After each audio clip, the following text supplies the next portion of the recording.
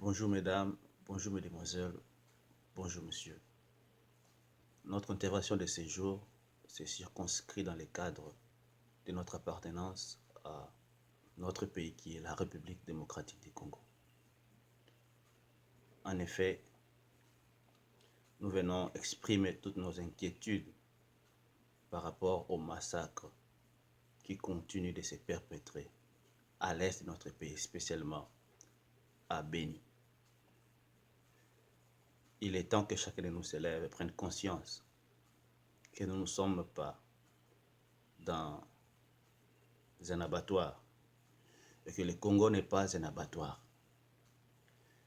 Nous avons déjà perdu près de 8 à 9 millions de nos compatriotes depuis 1997 à l'avènement de l'AFDEL. Quand je dis AFDEL, je vois un petit groupe de Congolais et des armées étrangères qui ont accompagné ces groupes de Congolais ou qui ont été accompagnés par ces groupes de Congolais pour s'approprier le pouvoir politique en République démocratique du Congo. Non, nous avons trop pleuré notre population. Et jusqu'à ce jour, des hommes qui sont en train d'être tués au vu et au su de tout le monde. Je ne voudrais pas m'acharner aujourd'hui contre les organismes des droits de l'homme ou encore la MONUSCO ou encore les Nations Unies. Ils sont là, ils font leur business. Ça, c'est leur problème.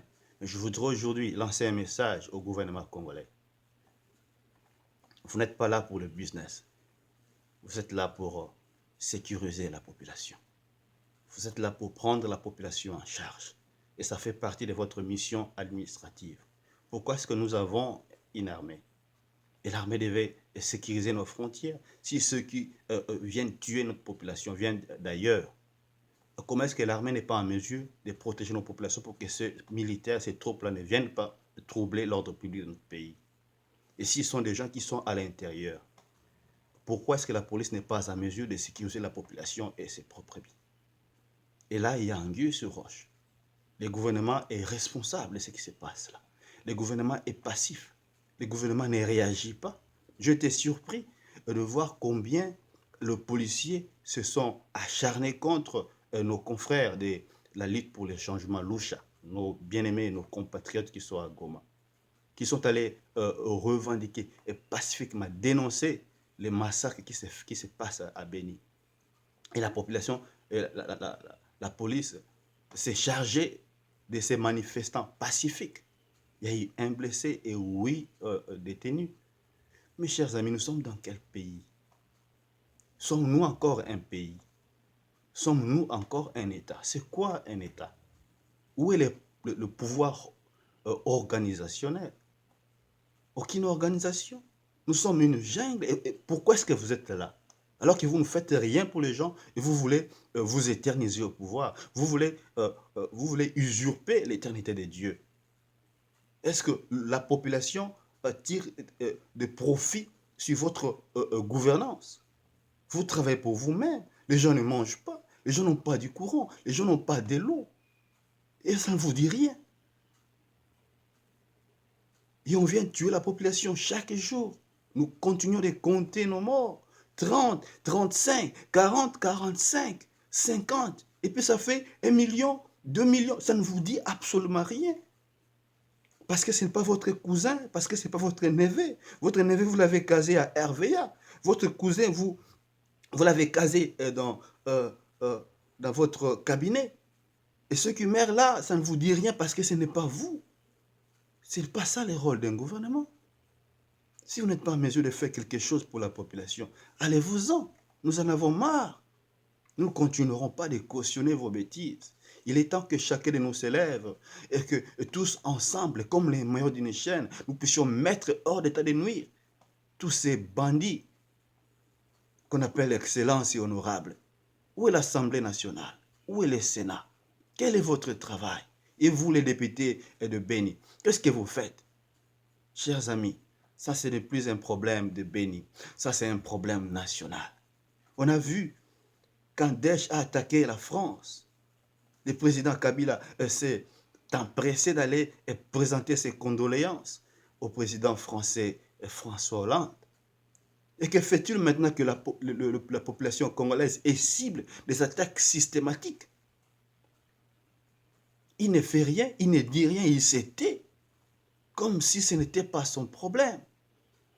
Parce que ses poches sont remplies, parce que ses comptes sont bourrés de devises. C'est quoi ton travail? Et vous conseillez tout autour, qu'est-ce que vous faites? Nous ne vous pardonnerons plus cette fois-ci. Mobutu a eu de la chance, lui et ses conseillers. Et malheureusement, ceux qui l'ont accompagné à l'exil ont oublié. Vundwawe, le président de la Cour constitutionnelle, tu as oublié. Kinkei Moulumba, tu as oublié l'exil. Et vous êtes revenu.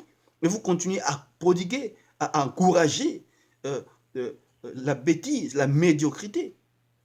Jusqu'où nous irons avec des races de personnes comme vous? Je suis très en colère et je vous mets en garde.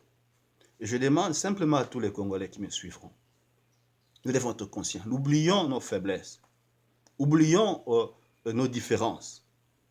Qu'on soit de l'Est, de l'Ouest, du Nord ou du Sud, nous sommes un pays et nous devons défendre notre souveraineté. Nous devons nous lever. Les politiciens et rois, jusqu'à ce que le peuple décide. Peuple congolais de partout.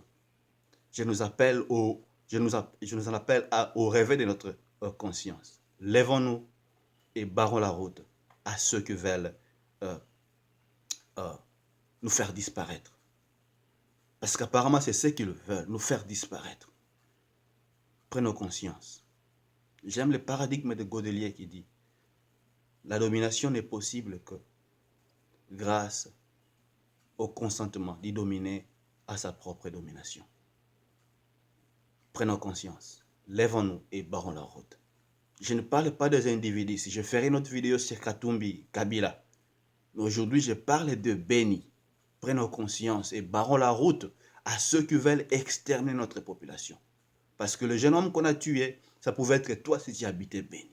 Et dès lors que Béni se trouve dans un territoire de la République démocratique du Congo, en tant que Congolais, nous sommes obligés de parler, de lever notre voix pour dire non à ce qui se passe à Béni. Trop, c'est trop. Le sang a trop coulé. Nous avons trop pleuré nos frères. Il est temps que nous puissions nous lever et démontrer à ces pouvoirs qui ne sont rien. Ils ne valent rien du tout. Le pouvoir, ce n'est pas le business. Le pouvoir, c'est la gestion d'une société, d'une communauté. Vous ne gérez rien. Les gens meurent, vous êtes inconscients. Vous avez des armées, vous avez la police. Et quand un individu se lève au Bas-Congo, Mwandansemi, avec ses principes, je ne sais pas quoi, vous venez l'attaquer avec des chars de combat. Où sont ces chars de combat pour aller attaquer les auteurs des massacres à Béni? Si vous-même, vous n'êtes pas auteur ou co-auteur. Mes amis, il est temps que nous puissions barrer la route à ces gens, à ces terroristes, du genre de Boko Haram ou encore Daesh. Il est temps que nous puissions le faire partie de la manière dont ils sont venus. Et je vous mets en garde. Congolais, levez-vous. Congolais, ouvrez vos yeux. Et notre hymne national dit, debout Congolais. Nous sommes trop endormis derrière la bière, la prière et sans action. Israël a crié à Dieu. Et après avoir crié à Dieu, il fallait qu'il se lève. Gédéon s'est levé. Josué s'est levé. C'est le message que le pasteur ne donne pas. Parce qu'ils sont impliqués dans cette occupation. Ils sont impliqués. Ils sont un pion. Un pion qui est utilisé pour l'occupation, pour perpétrer l'occupation du pays. Josué s'était levé. Gédéon s'était levé. Après, il va parler avec Dieu. Il s'est levé. Vous priez, vous ne vous levez pas. La bière, l'ambiance et tout ça. Ça ne nous rapporte rien. En même temps, la population des Béni est en train d'être exterminée. Je ne parle pas de la population de toute la République qui est en train d'être exterminée par la pauvreté. Des gens qui meurent parce qu'ils n'ont pas, je ne sais pas moi, 2500 francs qu'on les pour acheter un sachet du sang. Des gens qui meurent de la faim dans un pays qui est richement béni, où nous avons toutes sortes de minéraux, de richesses. Qui profite de ces minéraux? Si ce n'est le gouvernement et les gouvernements des pays voisins.